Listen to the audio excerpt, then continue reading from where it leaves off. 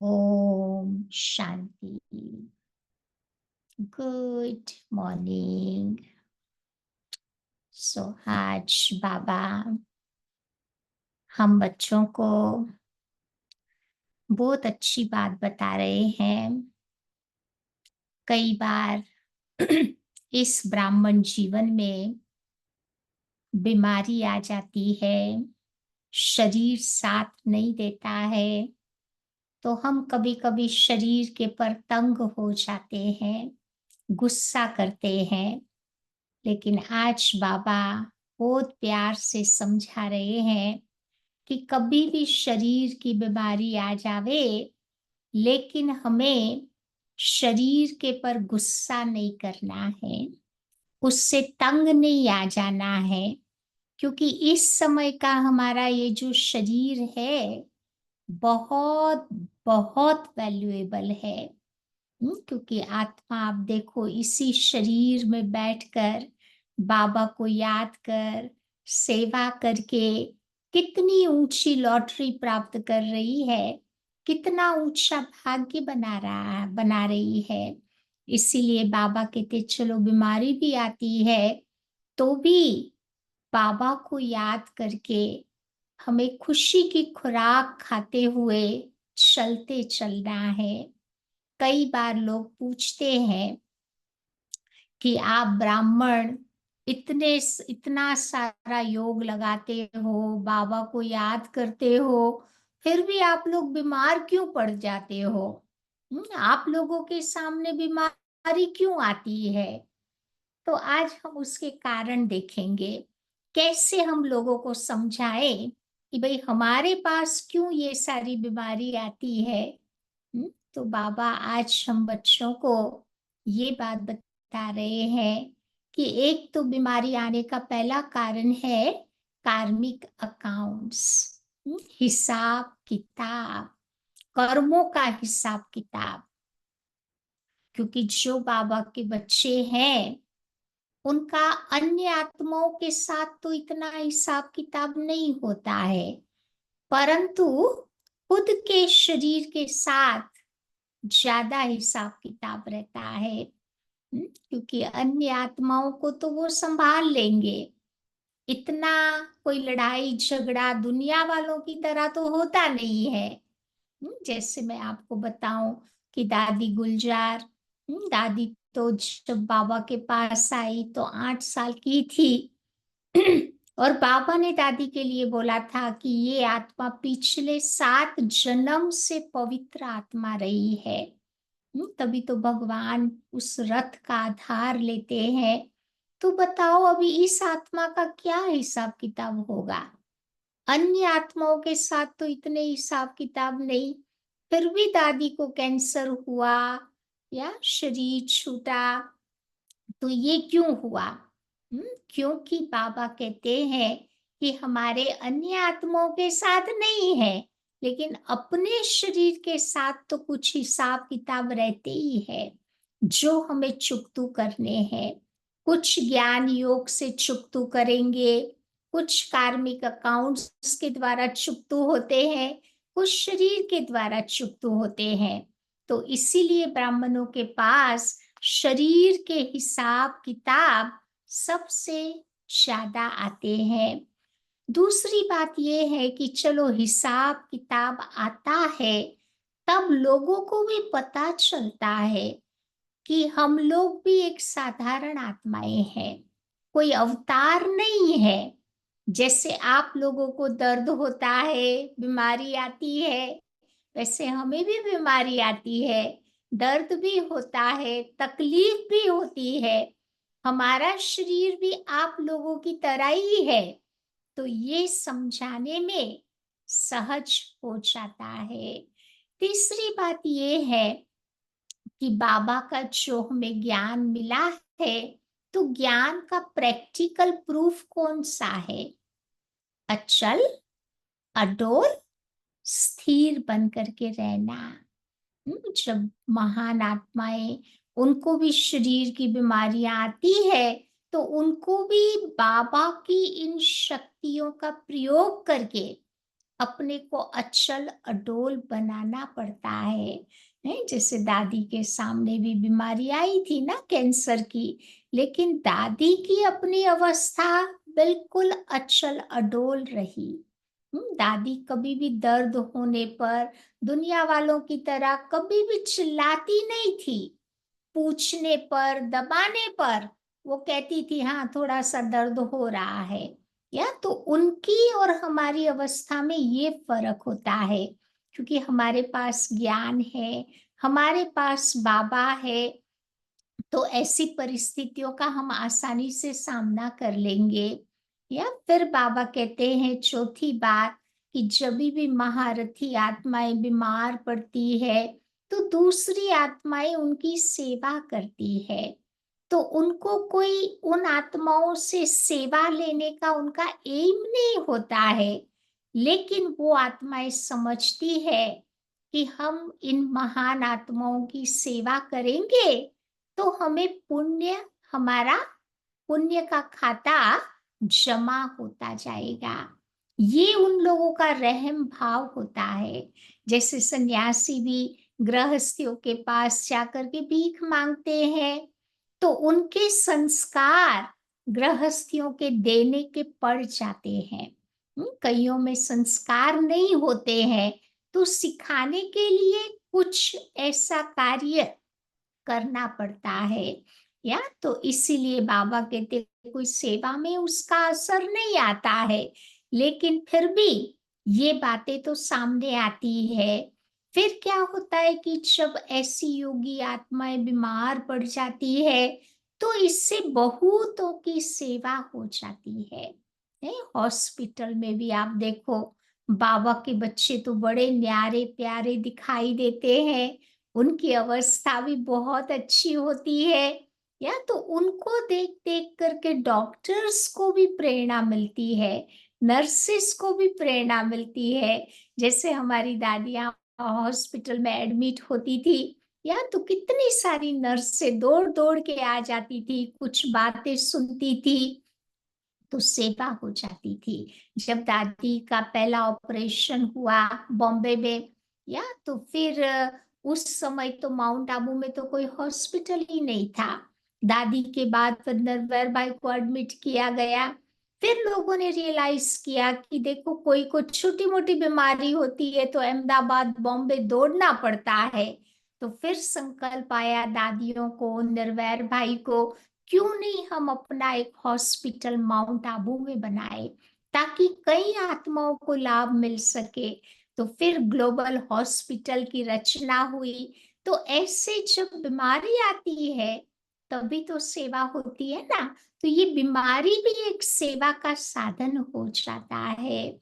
फिर क्या होता है कि कई बीमारियां हमारी होती है, वो जेनेटिक बीमारियां भी होती है।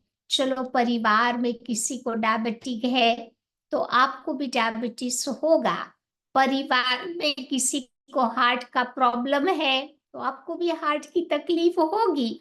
तो कई ऐसी बीमारियां हमें वर्षे के रूप में मिल जाती है अपने दादे परदादे और अपने परिवार की ओर से। तो उस कारण भी ब्राह्मणों के आगे बीमारियां आती है। फिर बाबा कहते हैं हम लोग जिस दुनिया में रह रहे हैं, है ही कलयुगी दुनिया। या और इस कलयुगी दुनिया में शरीर भी सबके तमो प्रधान हुए पड़े हैं। है तो ये शरीर तमो प्रधान है। अभी तो सतो प्रधान शरीर नहीं मिलेगा, वो सतयुग में मिलेगा। तो ये तमो प्रधान शरीर को बाबा कहते कुछ न कुछ चत्तियां लगती रहती है, कुछ न कुछ होता रहता है, तो उसको बड़े प्यार से चलाना पड़ता है। फिर बाबा कहते हैं कि ये जो प्रकृति के 5 तत्व है, वो भी आज तमो प्रधान बन गए हैं। जल, अग्नि, मिट्टी, वायु, आकाश, और यही तत्वों से ही तो हमारा शरीर बनता है ना। अब तत्व ही तमो प्रधान, तो बताओ, इन तत्वों से जो शरीर बनेगा, वो भी कमजोर होगा, वो भी तो बीमार ही तो होगा। तो ये तत्वों का भी असर हमारे पर पड़ रहा है, जिस कारण भी बीमारी हमारे सामने आती है। फिर बाबा कहते आज की दुनिया का वातावरण देखो, हवाएं देखो कितनी दूषित है। खास करके भारत में हम लोग जाते हैं तो कितना पोल्यूशन होता है। अंदर का तो है ही है पोल्यूशन, दिमाग का तो है ही है, लेकिन स्थूल में भी कितना पोल्यूशन होता है। तो ये सारे टॉक्सिन्स, केमिकल्स जब हमारे शरीर में जाते हैं तो इसके कारण भी बीमारियां बढ़ जाती है। जैसे हम सबका अनुभव है कि इतने अच्छी जगह रहने के बाद जब हम लोग भी तो भारत जाते हैं, या तो ये फ्यूम वगैरह असर करता है, गला बंद कर देता है। तो ये दूषित हवाओं के कारण भी कभी कभी बीमारियां आ जाती है। फिर हम लोग जो पानी पीते हैं, पानी भी तो दूषित है ना, पोल्यूटेड है। तो वो सारा अंदर में चला जाता है, तो उस कारण भी बीमारियां बढ़ती जाती है। फिर आप देखो कि ये जो आजकल हम भोजन खा रहे हैं, भोजन में भी तो सारी चीजें मिलावट वाली होती है। ये जो बाहर का रेडीमेड खाना खाते हैं ना, उसको लंबे समय तक रखने के लिए कितने केमिकल्स उसमें डालने पड़ते हैं, तब जा करके वो चीज उनका लाइफ लंबा हो जाता है। तो ये सारी चीजें भी शरीर को असर करता है। आजकल देखो तेलों को भी कितना गरम कर करके फिर उसमें खाना पकता है। तो ये जो तेल होते हैं, वो कहते कच्चा खाओ तो उससे कुछ फायदा शरीर को मिलता, लेकिन जितना उसको गरम कर करके तपा तपा कर उसमें खाना बनाया, तो वो खाना खाने से भी हमारी बीमारियां बढ़ती जाती है। फिर कहते हैं कि शारीरिक एक्सरसाइज कमती होती या नहीं होती, उस कारण भी कुछ न कुछ बीमारियां आ जाती है। इसीलिए बाबा भी देखो शुरू शुरू में बच्चों को ले जाते थे, पहाड़ी पर चलाते थे, वॉक के लिए ले जाते थे। तो हमें भी थोड़ी ऐसी जेंटल एक्सरसाइज करते रहना है, चाहे फॉर्म ऑफ प्राणायाम या walking is the best exercise. तो इससे भी हमारा शरीर ठीक रहेगा और बीमारी नहीं आएगी। फिर बाबा कहते हैं कि जो भी भोजन हम लोग पकाते हैं, तो भोजन में से भी सारे वो जो तत्व होते हैं वो नष्ट हो जाते हैं। तब खास करके भारतवासी खाना खाते हैं, पका पका करके सारे उसके विटामिन्स मिनरल्स जो भी होते हैं वो खत्म हो जाते हैं। इसीलिए जितना हो सके उतना भोजन हमारा हेल्थी होना चाहिए। सीजन का फ्रूट खाए, सीजन की सब्जियां खाए, और जितना नेचुरल रूप से नेचर हमें जो चीजें देती है उसको ज्यादा हम अपने भोजन में यूज करेंगे तो शरीर हमारा ठीक रहेगा। कभी कभी देखो कोई कोई को एक्सीडेंट भी हो जाता है, तो एक्सीडेंट के कारण भी तो हिसाब किताब चुकतू तो होते हैं ना। एक बहन का मुझे अनुभव पता है कि वो कहीं जा रही थी तो उसका एक्सीडेंट हो गया। एक्सीडेंट में उसके दोनों हाथ पांव पैरालाइज्ड हो गए। फिर वो व्हील चेयर में आ गई, तो आज भी वो बहन है व्हील चेयर में बैठकर बस बाबा को बहुत अच्छी तरह याद कर रही है, विचार सागर मंथन कर रही है। कोई उसके चेहरे पर दुख, उदासी नहीं है। या तो ये बाबा के बच्चों के आगे सीखनेस आएगी, तो ऐसे वो फेस करेंगे। फिर ये कोविड आया, तो भी कई लोग कहते थे कि बाबा के बच्चे भी कैसे चले गए कोविड में। तो यहाँ पर भी आप देखो हिसाब किताब की बातें आती है, परिवार के परिवार सारे चले गए। कभी कभी हमारी केयरलेसनेस भी आती है कि हम थोड़ा केयरफुल बन के नहीं चलते हैं, तो भी बीमारी आ जाती है। या एक को कोविड हुआ, दूसरे ने ध्यान नहीं दिया, तो वो भी कंटेजियस था, तो वो भी आ गया। तो ऐसी छोटी छोटी कई बातें होती है जिस कारण बीमारी आती है। और बाबा तो कहते हैं ना कि बच्चे ड्रामा का पार्ट पक्का कर लो। ड्रामा में लास्ट साइकिल में भी बीमारी आई तो ये साइकिल में भी बीमारी को जरूर आना है। और कई बार कोई अननोन रीजन भी होता है जिस कारण भी नई नई बीमारियां हमारे सामने आ जाती है। तो उसको समझ करके अच्छी तरह से बाबा कहते स्थिति को बना करके उसका सामना करना है, परंतु दुखी नहीं होना है, तंग नहीं होना है। तो आइए सुनते हैं आज की बाबा की मुरली 3 सितंबर की। बाबा कहते मीठे बच्चे, तुम्हें किसी भी पतित देहधारियों से प्यार नहीं रखना है, क्योंकि तुम पावन दुनिया में जा रहे हो। बस एक बाबा को ही याद करना है। आज का प्रश्न है, तुम बच्चों को किस चीज से तंग नहीं होना है, क्यों? तो आपको जवाब मालूम है। तुम्हें इस पुराने शरीर से, बाबा कहते जरा भी तंग नहीं होना है, क्योंकि ये तुम्हारा शरीर बहुत बहुत वैल्यूएबल है। आत्मा इस शरीर में बैठ बाबा को याद करके बहुत बड़ी लॉटरी ले रही है। बाबा की याद में रहेंगे तो आत्मा खुशी की खुराक उसको मिलती रहेगी। ओम शांति। मीठे मीठे रूहानी बच्चे, अब दूर देश के रहने वाले, फिर दूर देश के पैसेंजर्स हो। सोचो परम धाम कितना दूर है। हम आत्माएं हैं और अभी बहुत दूर देश जाने का पुरुषार्थ कर रहे हैं। ये सिर्फ तुम बच्चे ही जानते हो कि हम आत्माएं दूर देश की रहने वाली है। और दूर देश में रहने वाले बाबा को भी तो बुलाते हैं ना कि आकर के हमको वहां दूर देश में ले जाओ। तो अब दूर देश का रहने वाला बाबा तुम बच्चों को वहां ले जाते हैं। तो तुम बच्चे हो गए, बहुत अच्छा टाइटल दिया, हम कौन हो गए? रूहानी पैसेंजर्स। समझा?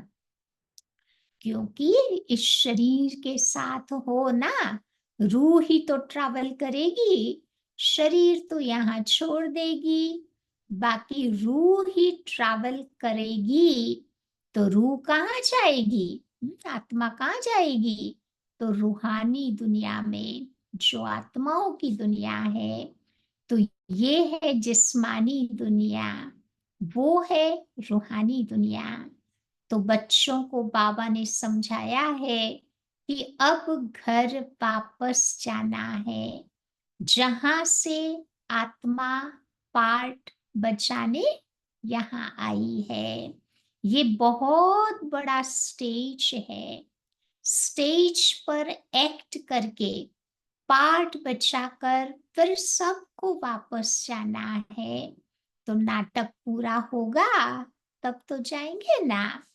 तुम बच्चे भी यहाँ बैठे हो, तुम्हारा बुद्धि योग घर और राजधानी में है।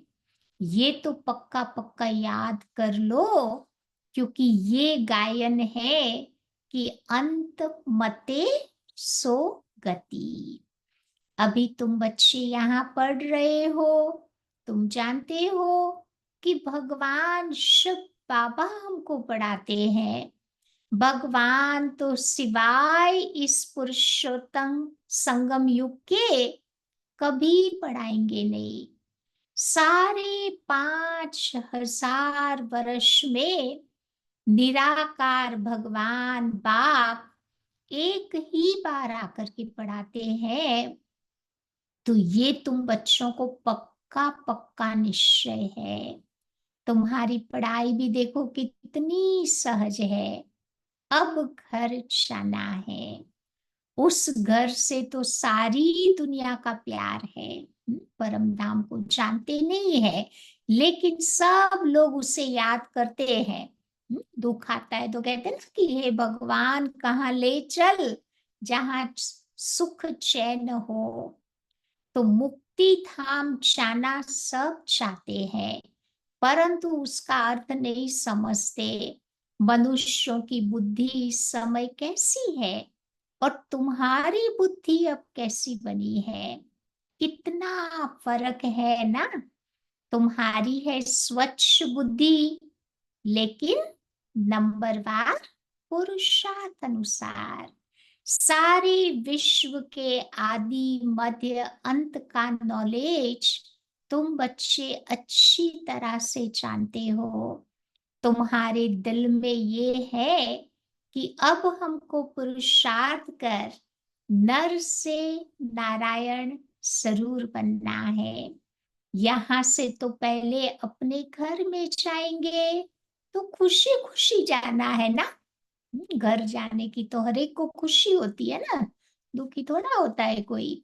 जैसे सतयुग में देवताएं खुशी खुशी से एक शरीर छोड़ दूसरा लेते हैं, वैसे इस पुराने शरीर को भी खुशी खुशी से छोड़ना है।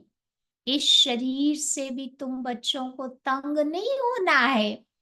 कभी का कुछ ना कुछ दर्द होता है ना, तो कभी कभी कंटाला आता है, तंग हो जाते हैं।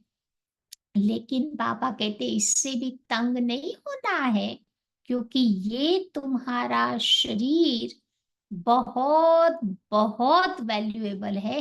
सोचो, एक अंग भी शरीर का नहीं चले ना, तो सेवा नहीं कर पाएंगे, सेवा लेनी पड़ेगी। इसीलिए बाबा कहते संभाल करो, परंतु टू मच अटैचमेंट भी नहीं रखनी है।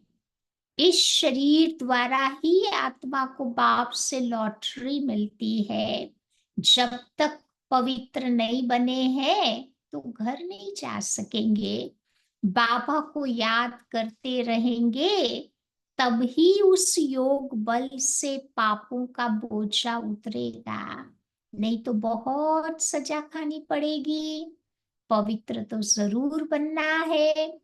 लौकिक संबंध में भी बच्चे कोई गंदा काम करते हैं तो बाप गुस्से में आकर के लाठी से मार देते हैं, क्योंकि बेकायदे गंदा काम करते हैं ना। किसी के साथ बेकायदे प्यार रखते तो माँ बाप को तो अच्छा नहीं लगता। तो ये है बेहद का बाप। वो भी तुम बच्चों को कहते हैं कि अब तुम बच्चों को यहाँ नहीं रहना है, अब तुम बच्चों को जाना है। कहाँ जाना है? नई दुनिया में। वहां विकारी पतित कोई नहीं होता। एक ही पतित पावन बाबा आकर तुम बच्चों को ऐसा पावन बना देते। तो बाबा खुद कहते हैं हमारा जन्म दिव्य और अलौकिक है, और कोई भी आत्मा मेरे समान शरीर में प्रवेश नहीं कर सकती। बल धर्म स्थापक जो भी आते हैं उनकी आत्मा प्रवेश करती है, परंतु वो बात अलग है। धर्म आत्माओं की आत्मा भी प्रवेश करके ही काम कराती है ना। फिर दूसरा जन्म लेंगे तो दो आत्मा हो जाएगी। जैसे जीसस में क्राइस्ट की आत्मा आई, फिर नेक्स्ट बर्थ लेंगे तो दो आत्मा, जीसस की आत्मा और क्राइस्ट की आत्मा अलग अलग हो जाएगी। लेकिन धर्म स्थापन करने के लिए धर्म पिताओं की जो आत्मा आती है वो बहुत पावरफुल चाहिए, तब धर्म का कार्य कर सके। तो बाबा आते ही है सबको वापस ले जाने। वो तो ऊपर से उतरते हैं नीचे अपना पार्ट बजाने, हम तो सबको ले जाते हैं। फिर बतलाते हैं कि तुम कैसे पहले पहले नई दुनिया में उतरेंगे।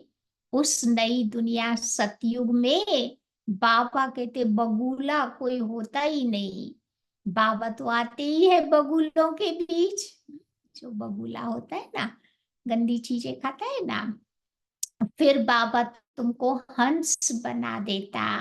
अब तुम हंस बने हो, मोती चुगते हो, ज्ञान का मोती, अच्छी अच्छी बातों का मोती। सतयुग में तुमको ये रतन नहीं मिलेंगे। यहाँ तुम ये ज्ञान रतन चुग कर फिर हंस बन जाते हो। बगुले से तुम हंस कैसे बनते हो, ये बाबा बैठ तुम बच्चों को समझाते हैं। अब तुमको बाबा हंस बनाते, देवताओं को हंस कहते हैं और असुरों को बगुला कहते हैं। तो अभी तुम किचड़ा छुड़ाए मोती चुगते हो। गंदी बातों का किचड़ा छोड़ अब मोती चुगते हो।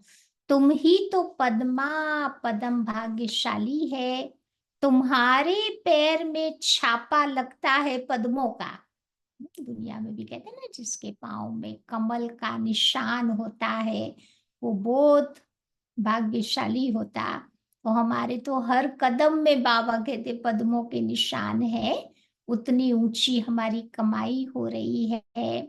शिव बाबा को तो पाँव है नहीं जो पद्म हो सके, वो तो तुम बच्चों को पद्मा पदम भाग्यशाली बनाते हैं।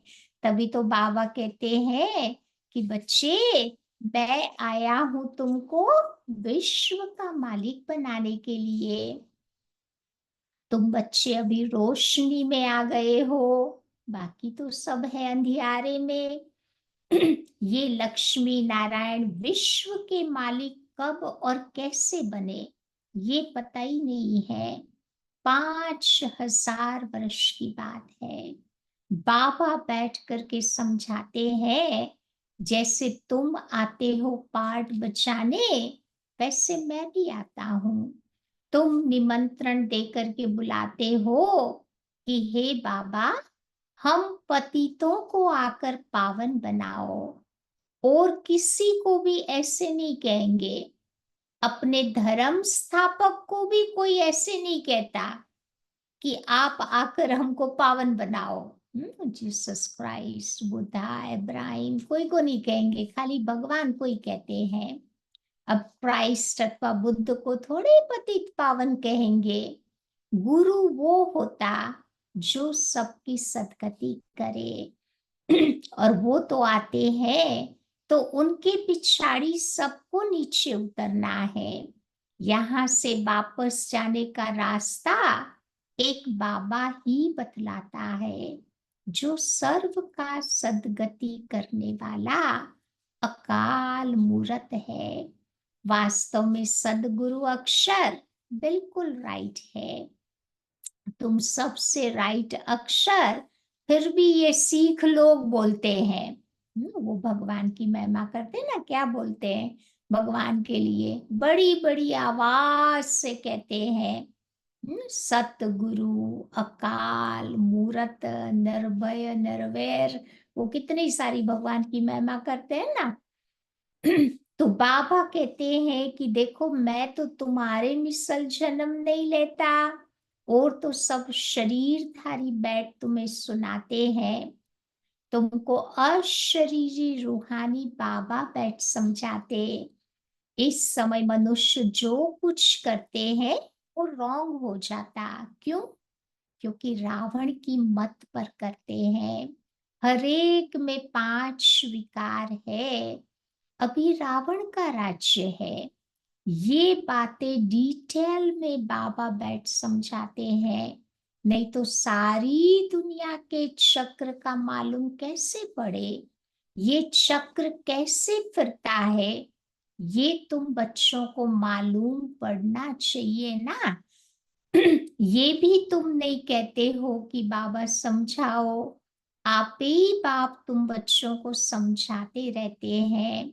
तुमको एक भी प्रश्न पूछने का नहीं रहता। बाबा अपने आप सब कुछ समझा देता। तो भगवान तो एक बाप है ना। बाप का काम है सब कुछ आपे ही सुनाना, आपे ही सब कुछ करना। तो बच्चों को स्कूल में बाप आपे ही तो बिठाते हैं, नौकरी पर भी लगाते हैं। फिर उनको कहते हैं कि 60 वर्ष के बाद ये सब कुछ छोड़ भगवान का भजन करना, वेद शास्त्र आदि पढ़ना, पूजा करना। तुम आधा कल्प पुजारी बने, फिर आधा कल्प के लिए पूज्य बन जाएंगे। सतयुग त्रेता में पूज्य बनेंगे, द्वापर कलयुग में पुजारी बने। फिर भक्ति छूट जाती है। तो ये तो सब भक्ति कर रहे हैं, तुम बच्चे ज्ञान ले रहे हो, वो रात में है, तुम दिन में हो, अर्थात स्वर्ग में। तो गीता में भी लिखा हुआ है ना कि मन मना भव। सारी आयु गीता पढ़ते हैं, समझते कुछ भी नहीं। कोई कोई तो पूरी मेमोराइज भी कर लेते हैं गीता, लेकिन अर्थ का नहीं पता चलता। तो अब बाबा बैठ तुम बच्चों को सिखलाते हैं। बाबा के महावाक्य है, ये वही तो राजयोग है। मनुष्य कितने अंधश्रद्धा में डूबे हुए हैं, तुम्हारी तो बात ही नहीं सुनते। इतनी भक्ति के ट्रैप में फंसे हुए हैं, जो बाबा कहते हम कितना समझाते नहीं सुनते। ड्रामा अनुसार उन्हों की भी जब तकदीर खुले, तभी तो आ सके ना तुम्हारे पास। आप कितना भी जल्दी जल्दी करो वो नहीं होगा। क्योंकि ड्रामा में जब उसका पार्ट होगा तभी तो वो समझेगा। अब तुम्हारे जैसी तकदीर और कोई धर्म वालों की नहीं होती। बाबा ने समझाया है कि तुम्हारा ये देवी देवता धर्म बहुत सुख देने वाला है। सतयुग त्रेता में होता है ना देवी देवता धर्म, बहुत सुख देने वाला है। तुम भी समझते हो कि बाबा ठीक कहते हैं। शास्त्रों में तो वहां भी कंस रावण आदि बैठ के दिखाए हैं, वहां के सुख का तो कोई को पता नहीं है। बल देवताओं को पूजते हैं, परंतु उनकी बुद्धि में कुछ भी नहीं बैठता। तो अब बाबा कहते हैं कि बच्चे मुझे याद करो। ऐसे कभी सुना कि बाप बच्चों को कहे कि तुम मुझे याद करो? लौकिक में तो नहीं कहेंगे ना ऐसे। अब लौकिक बाप कभी ऐसे याद कराने का पुरुषार्थ कराते हैं क्या? ये तो बेहद का बाबा बैठ समझाते हैं कि तुम सारे विश्व के आदि मध्य अंत को जानकर चक्रवर्ती राजा बन जाएंगे। पहले तुम जाएंगे अपने घर, फिर आना है पाठधारी बनकर। अभी किसी को भी पता नहीं पड़ेगा कि ये नई आत्मा है या पुरानी आत्मा है। नई आत्मा का नामाचार जरूर होता। ऊपर से परम धाम से जो नई नई आत्मा उतरती है ना, थोड़े टाइम के लिए इनका भपका बहुत होगा, लेकिन एकदम नीचे आ जाएगी। जैसे माइकल जैक्सन आया, कितना नाम मान शान था ना, फिर एक सेकंड में उसकी अवस्था वो डाउन हो गई, चला ही गया। तो बाबा कहते हैं कि नई आत्मा का प्रभाव पड़ता है। बाबा भी इसमें अनायास ही आते हैं, तो प्रभाव तो पड़ता है ना। वो नई आत्मा आती है तो पुरानों पर प्रभाव होता। टाल टालियां निकलती जाती तो उनकी महिमा तो होती है ना। किसी को पता नहीं रहता कि इनका नामाचार क्यों है। नई आत्मा होने से उनमें कशीश होती है। अभी तो तुम देखो कितने ढेर झूठे भगवान निकल गए हैं। इसीलिए तो गायन है कि सच की बेड़ी डोलती है, डूब हिलती है लेकिन डूबती नहीं है। तूफान तो बहुत आते हैं, अब तुम्हारा खिवैया तो भगवान है। बच्चे भी हिलते हैं, नाव को तूफान भी बहुत लगते हैं और सत्संगों में तो ढेर जाते, परंतु वहां कभी तूफान की बात नहीं होती। क्योंकि माया कोई नहीं जानते, तो फिर माया की परीक्षा की बातें ही नहीं आती। यहाँ पर तो अबलाओं पर कितने अत्याचार होते हैं, परंतु फिर भी स्थापना तो होनी है। बाबा बैठ समझाते हैं कि हे आत्माएं, तुम कितना जंगली कांटा बन पड़े हो, दूसरे को कांटा लगाते हो तो तुमको भी कांटा लगता है। रेस्पॉन्ड बच्चों को हर बात का बाबा बैठ देते हैं। ये बाबा कहते वहां दुख की कोई छीछी बातें होती ही नहीं, उसको तो स्वर्ग कहा जाता। मनुष्य स्वर्ग और नर्क कहते हैं, परंतु समझते नहीं है। कहते हैं फलाना फलाना स्वर्ग गया, ये कहना भी रॉन्ग है। निराकारी दुनिया को कोई हेवन नहीं कहा जाता, उसको तो मुक्ति धाम कहते हैं। तो ये लोग फिर कहते हैं स्वर्ग में चला गया। नहीं, कोई मरता है तो ऐसे ही तो बोलते हैं दुनिया में कि भाई स्वर्ग में सितारा। अभी तुम बच्चे जानते हो ये मुक्ति धाम आत्माओं का घर है। जैसे यहाँ घर होते हैं ना, भक्ति मार्ग में जो बहुत धनवान होते तो कितने ऊंचे मंदिर बनाते।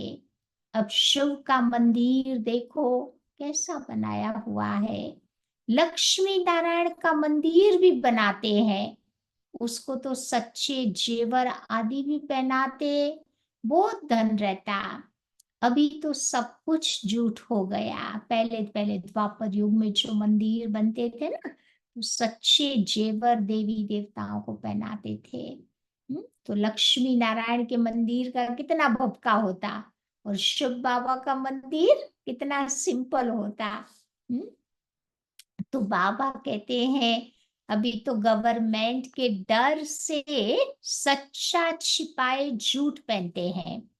आजकल के लोग भी सच्ची चीजें नहीं पहनते, इमिटेशन वाला नकली चीजें ज्यादा पहनते।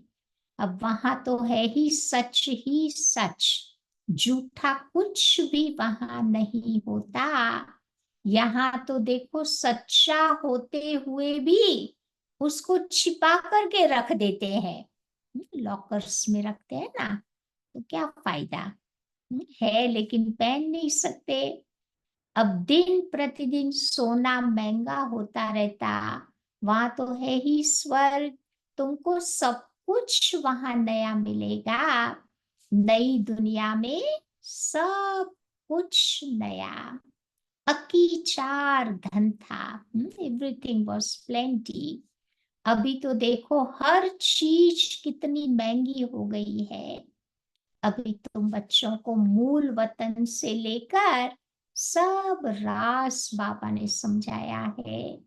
मूल वतन का राज बाबा के बिगर कौन समझाएगा। तुमको भी फिर टीचर बनना है, गृहस्थ व्यवहार में भल रहो, लेकिन कमल फूल के समान पवित्र रहो। औरों को भी आप समान बनाएंगे तो बहुत ऊंच पद पा सकते हैं। यहाँ रहने वालों से भी वो ऊंचा पद पा सकते हैं। नंबरवार तो है ही, बाहर में रहते हुए भी विजय माला में पिरो सकते हैं। हफ्ते का कोर्स लेकर फिर विलायत में जाए या कहाँ पर भी जावे, बाबा को तो याद कर सकता है ना। सारी दुनिया को मैसेज मिलना है। कौन सा मैसेज मिलेगा कि बाबा आए हुए हैं। सिर्फ कहते हैं माम एकम याद करो, वो बाप ही लिबरेटर गाइड है। वहां तुम जाएंगे तो अखबार में भी बहुत नाम हो जाएगा, दूसरों को भी ये बहुत सहज बात लगेगी। आत्मा और शरीर दो चीज है ना, आत्मा में ही मन बुद्धि है, बाकी शरीर तो जड़ है। तो पाठधारी कौन बनती है? खूबी वाली जो चीज है वो है आत्मा। तो अब तुम्हें बाबा को याद करना है। यहाँ रहने वाले इतना याद नहीं करते जितना बाहर वाले करते। कोई कोई बच्चे जो सरेंडर होते ना उतना नहीं करते जितना बाहर रहने वाले करते। जो बहुत बाबा को याद करते, आप समान बनाते रहते, कांटों को फूल बनाते रहते, वो बच्चे जरूर ऊंच पद पाते। तुम समझते हो कि पहले हम बरोबर कांटे थे, दुखी होते थे, सबको दुखी करते थे। अब बाबा ने ऑर्डिनेंस निकाला है कि बच्चे इन विकारों पर जीत पहनो तो जगत जीत बन जाएंगे। तो ये सब बातें बाबा बैठ तुम बच्चों को समझाते हैं। अच्छा, मीठे मीठे सिक्की लधे बच्चों प्रति मात पिता बाप दादा का याद प्यार और गुड मॉर्निंग। रूहानी बाप की रूहानी बच्चों को नमस्ते, और रूहानी बच्चों की रूहानी बाप को नमस्ते। आज की धारणा की पॉइंट, पहली बात बाबा समझाते हैं, ये सदा ज्ञान रतन चुगने वाला हंस बनना है। सदा ज्ञान रतन चुगने वाला हंस बनना है। मोती चुगने हैं, किचड़ा छोड़ देना है। हर कदम में पद्मों की कमाई जमा कर पद्मा पदम भाग्यशाली बनना है। दूसरी बात बाबा बताते हैं, ऊंच पद पाने के लिए टीचर बनकर बहुतों की सेवा करनी है। कमल फूल समान पवित्र रहे, आप समान बनाना है, कांटों को फूल बनाना है। आज का वरदान है, तेरे मेरे की हलचल को समाप्त कर, रहम भावना इमर्ज करने वाले मर्सीफुल भव। तेरे मेरे की हलचल को समाप्त कर, रहम की भावना इमर्ज करने वाले मर्सीफुल भव। समय प्रति समय कितनी आत्माएं दुख की लहर में आती है। प्रकृति की थोड़ी भी हलचल होती है, आपदाएं आती है, तो अनेक आत्माएं तड़पती है। नेचुरल कैलेमिटीज के टाइम देखते हैं ना, इतनी आत्माएं हैरान होती है, मर्सी रहम मांगती है। तो ऐसी आत्माओं की पुकार सुनकर रहम की भावना इमर्ज करो।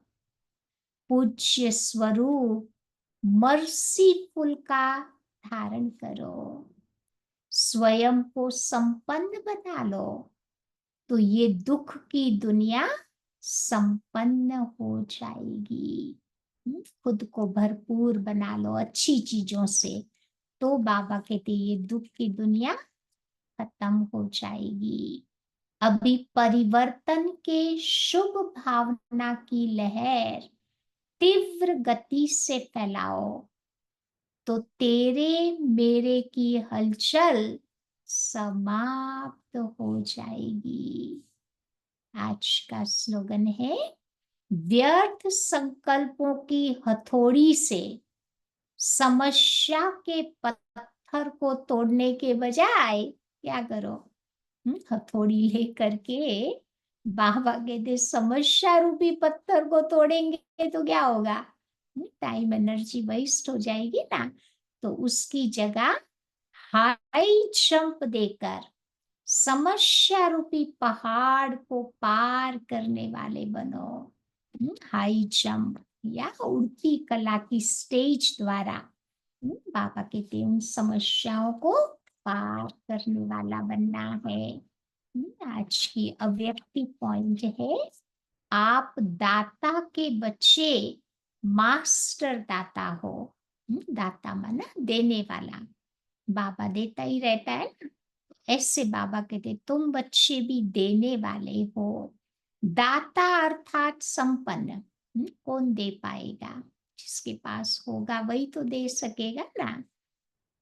तो ऐसी संपन्न आत्मा सदा इच्छा मात्रम अविद्या की स्थिति में रहती है।